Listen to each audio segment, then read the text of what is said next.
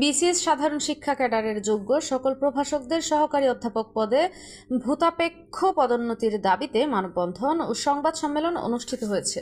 কুষ্টিয়া থেকে M A শাহিনের প্রতিবেদনে বিস্তারিত।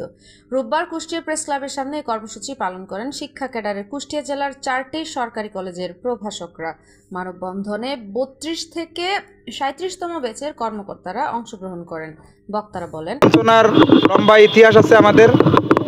আমরা যখনই পদোন্নতির জন্য দাবি তুলি, বিভিন্ন সময়ে ডিপিসি বসানো হয়েছে, কিন্তু জিও জারি করা হয় নাই।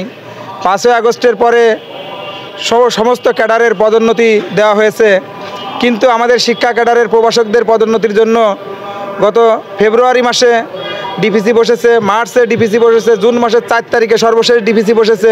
কিন্তু কি কারণে হঠাৎ করে সেই ডিপিসি বন্ধ হয়ে যায়, আর কোনো ডিপিসির খবর নাই। আবার এখন শুনছি ডিপিসি বসছে, কিন্তু এই ডিপিসি বসছে এই পর্যন্তই আমরা শুধু দেখতে পাচ্ছি, কিন্তু এর যে চূড়ান্ত জিও জারি করা সেইটার কোনো আমরা ফলাফল দেখতে পাচ্ছি না। সেই জিও জারির দাবিতে আজ আমরা এখানে দাঁড়িয়েছি। 32 বিসিএস থেকে 37 বিসিএস পর্যন্ত আমরা পদোন্নতির যোগ্য।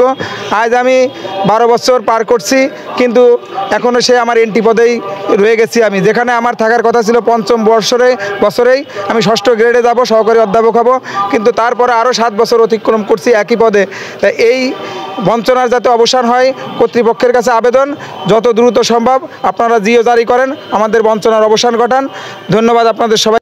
সরকারি কলেজ সহ আরও যে 4টি প্রতিষ্ঠান আমরা আছি এখানে, সকল প্রতিষ্ঠান থেকে আমাদের একই দাবি, আমাদের যোগ্য যারা রয়েছি তাদের সকলের পদোন্নতি এবং সেই সাথে জিও, এটির যদি কোনোভাবে ব্যত্যয় হয় তাহলে আমরা লাগাতার কর্মসূচিতে যাব।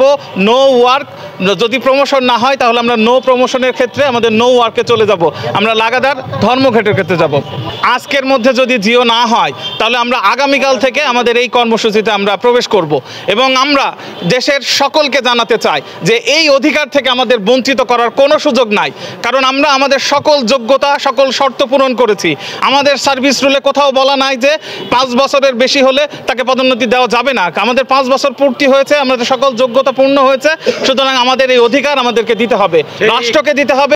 দেশের প্রায় সব ক্যাডারেই ইতিমধ্যে ভূতাপেক্ষ পদোন্নতি ও সুপারনিউমারি পদসৃজনের মাধ্যমে যোগ্য কর্মকর্তারা পদোন্নতির সুযোগ পাচ্ছেন, কিন্তু শিক্ষা ক্যাডারের প্রভাষকগণ দীর্ঘ 13 বছর যাবৎ পদোন্নতি থেকে বঞ্চিত।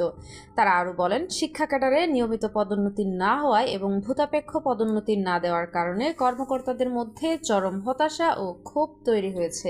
এটি শিক্ষার মানের উপর নেতিবাচক প্রভাব ফেলছে।